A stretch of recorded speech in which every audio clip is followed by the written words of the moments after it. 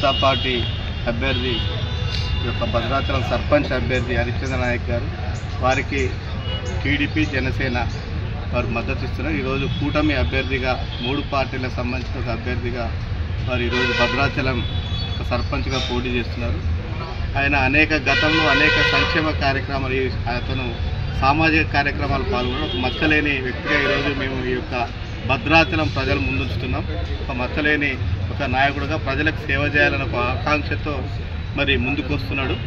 కాబట్టి వారిని గెలిపించాలని ఒక మంచి ఉద్దేశంతో మరి ప్రజలకు సేవ చేయాలన్న ఒక అవకాశం ఇవ్వని చెప్పి భద్రాచలం ఓటర్ని విజ్ఞప్తి చేస్తూ, గతంలో మరి ఇంతకుముందు సీనన్న చెప్పినట్టు మరి అప్పుడు ఉన్నటువంటి వాజ్పేయి గారి ప్రభుత్వంలో చంద్రబాబు గారు మరి ఎన్డీఏలో ఉన్నప్పుడు ఈ యొక్క కరకట్ట నిర్మాణం కావచ్చు, ఈ యొక్క భద్రాచలం అభివృద్ధి కావచ్చు ఎంతో కొంత జరిగిన సందర్భము మరి అప్పుడు ఉన్నటువంటి ఎన్డీఏ ప్రభుత్వం మరి అప్పుడు ఉన్న రాష్ట్రంలో ఉన్నటువంటి ప్రభుత్వాలు ఉన్న సమయంలోనే జరిగింది.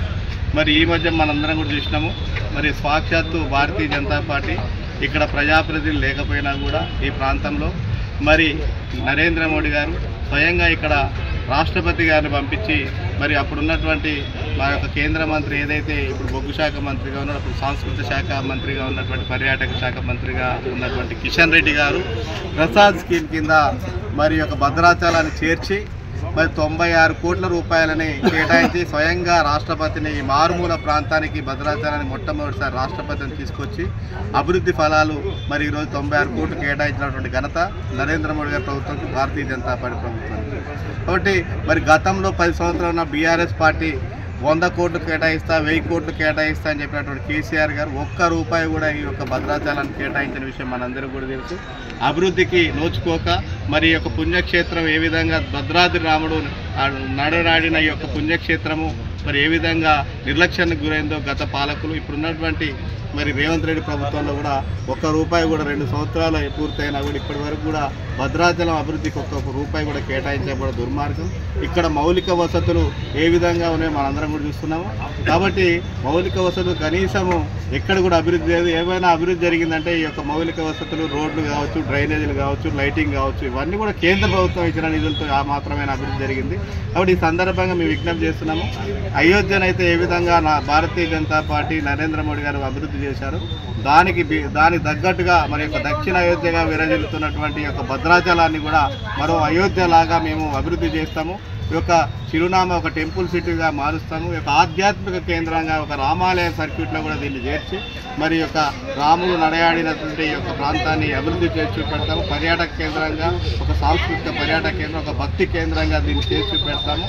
కాబట్టి ఒక్క అవకాశం భారతీయ జనతా పార్టీకి ఇచ్చి చూడమని చెప్పేసి ఈ యొక్క భద్రాచలం ఓటర్లకి సందర్భంగా విజ్ఞప్తి చేస్తున్నాము.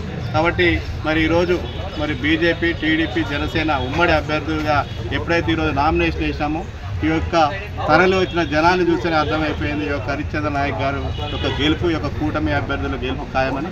కాబట్టి మరి ఈ యొక్క రాబో రోజు జరిగేటువంటి 11వ తారీఖు జరిగే ఎన్నికల్లో తప్పకుండా మా అభ్యర్థులు గెలిపిస్తారని ఈ యొక్క నామినేషన్ ర్యాలీ ద్వారా మాకు అర్థమైంది. ఈ యొక్క అప్పీల్ కూడా భద్రాచల అభివృద్ధికి కూటమి అభ్యర్థులు గెలిపించాలని ఒకే ఒక నినాదంతో మేము ముందుకెళ్తున్నాం. జరగబోయే భద్రాచలం గ్రామ పంచాయతీ ఎన్నికల్లో, భద్రాచలం పంచాయతీ ఎన్నికల్లో మహాకూటమి తరఫున బీజేపీ, జనసేన, టీడీపీ ఉమ్మడి అభ్యర్థిగా వానోతు హరిచంద్ర నాయక్, ఆయన వ్యాపారవేత్త, చదువుకున్న వ్యక్తి, అందరిలో ఆయన ఎన్నో సేవా కార్యక్రమాలు చేస్తూ అందరిలో ప్రజలందరూ కూడా పరిచయంలో ఉన్నవారు. వారిని కూటమి తరఫున మేము సర్పంచ్ అభ్యర్థిగా పెట్టాము. మీ అందరూ తెలిసి భద్రాచలం అభివృద్ధి చెందంటే తెలుగుదేశం పార్టీ, అట్లు బీజేపీ, కేంద్రంలో ఉన్న బీజేపీ, మరి అప్పుడు ఫండ్స్, ప్రచారం ఫండ్స్, మరి సెంట్రల్ గవర్నమెంట్ ఫండ్స్ కానీ, అట్లాగే అప్పుడు చంద్రబాబు గారి నాయకత్వంలో ముఖ్యమంత్రిగా ఉన్నప్పుడు రామాలయ అభివృద్ధి కానీ, కరకట్ట కానీ, మరి 4 లైన్స్ రోడ్ల నిర్మాణం కానీ, సెంట్రల్ లైటింగ్ కానీ, అనేక సంక్షేమ పథకాలు, అనేక అభివృద్ధి కార్యక్రమాలు మరి గత 10 సంవత్సరాలు కానీ గత 20 సంవత్సరాల క్రితం కూడా మరి తెలుగుదేశం పార్టీ అభ్యర్థి కూడా అప్పుడు గెలిపించారు సర్పంచ్గా. మరి మీకు అందరూ తెలుసు. కాబట్టి రాబోయే ఎన్నికల్లో తెలుగుదేశం పార్టీ, బీజేపీ, జనసేన అభ్యర్థి హరిచంద్ర నాయక్ గారిని సర్పంచ్ అభ్యర్థిగా గెలిపించవలసిన కోరుతా ఉన్నాం. అభివృద్ధి అంటే తెలుగుదేశం, తెలుగుదేశం అంటే అభివృద్ధి. దక్షిణ అయోధ్యగా ప్రసిద్ధిగాంచిన భద్రాచలం శ్రీ సీతారామచంద్ర స్వామి వారి పుణ్యక్షేత్రంలో భద్రాచలంకి దేశవ్యాప్తంగా గుర్తింపు ఉంది. అటువంటి ప్రాంతంలో ప్రథమ వ్యక్తి అనే సర్పంచ్ పదవి కీలకమైంది. అటువంటి గ్రామాన్ని అభివృద్ధి చేయాలంటే వాళ్ళకి ఎంతో కొంత అనుభవం మరియు బాధ్యతాయుతంగా వాళ్ళు అందరితో కలిసిమెలిసి ఒక మచ్చలేని మనిషిగా ఉండాలి. మరి అటువంటిది తెలంగాణ స్థానిక సంస్థల ఎన్నికల్లో భద్రాచలం ప్రాంతాన్ని గతంలో అభివృద్ధి చేసింది తెలుగుదేశం పార్టీ. బీజేపీ నాయకత్వంలో వాజ్పేయి గారు ప్రధానిగా ఉన్నప్పుడు చంద్రబాబు నాయుడు గారు కరకట్టం నిర్మించడం కానీ, సెంట్రల్ లైటింగ్ కానీ, భద్రాచలం ప్రాంతాన్ని అభివృద్ధి చేసింది. ఏ ఒక్క ప్రజల్ని, ఏ ఒక్క పౌరుని అడిగినా కూడా భద్రాచలం అభివృద్ధి చేసింది నారా చంద్రబాబు నాయుడు గారి హయాంలోనే. చిన్నవాళ్ళ నుంచి పెద్దవాళ్ళ వరకు అందరికీ తెలిసిన విషయం. మరి అటువంటిది ఈరోజు బీజేపీ, టీడీపీ, జనసేన కూటమి నాయకత్వంలో మచ్చలేని మనిషి, నిస్వార్థ సేవకుడు, రాముల వారి భక్తుడిగా అందరికీ తెలిసినటువంటి రాపత్ర ఉత్సవాన్ని నిర్మించడంలో కానీ, ముత్యాలమ్మ తల్లి దేవాలయాన్ని అభివృద్ధి చేయడంలో కానీ కీలకంగా ఉన్నటువంటి ఒక పారిశ్రామికవేత్త, అందరికీ అందుబాటులో ఉండే వ్యక్తి, కష్టపడి పైకొచ్చి తనను తాను నిరూపించుకొని ఈరోజు భద్రాచలంలో నాకు ఓటేస్తే నేను భద్రాచలాన్ని ఏ విధంగా అభివృద్ధి చేస్తాను అని ధైర్యంగా చెప్పే వ్యక్తి హరిచంద్ర నాయక్ గారు. అటువంటి వారిని గెలిపిస్తే భద్రాచలం అభివృద్ధి చెందుతుంది. భద్రాచలంకి ప్రధానంగా మరి దగ్గర 1,00,000 మంది చేరువలో ఉన్న జనాభాలో భద్రాచలానికి ఈరోజు మురుగునీటి శుద్ధి వ్యవస్థ లేదు. పవిత్రమైన గోదావరి జలాన్ని ఈరోజు మురుగునీరు వెళ్ళి కలుషితం చేస్తుంది. అటువంటి దానికి ప్రధానంగా రేపు అధికారంలోకి వస్తే మరి ప్రభుత్వ సహకారంతో భద్రాచలాన్ని అభివృద్ధి చేసే దాంట్లో టీడీపీ, జనసేన కూటమి ముందుంటుందని, మరి ఇటువంటి వ్యక్తికి ఓటేస్తే భద్రాచలం ప్రాంతం దేశంలోనే అభివృద్ధి చెందే విధంగా ప్రజలు కూడా సహకరించాలని, పార్టీలకు అతీతంగా అందరూ కూడా, మరి పార్టీలకు సంబంధం లేదు వాస్తవంగా, కానీ పార్టీలు బలపరిచిన వ్యక్తులే సర్పంచ్ అభ్యర్థులుగా ఉంటారు కాబట్టి అందరూ కూడా మద్దతు ఇచ్చి హరిచంద్ర నాయక్ గారికి ఓటేసి రానున్న సర్పంచ్ ఎలక్షన్లో కూటమి నాయకత్వంలో వార్డు మెంబర్స్కి కానీ అందరిని గెలిపించేసి మీ అమూల్యమైన ఓటుని కూటమికి వేస్తారని మరొకసారి ప్రార్థిస్తూ సెలవు తీసుకుంటాం. ముందుగా భద్రాచలం గ్రామ ప్రజలందరికీ నమస్కారం. మేము ఈ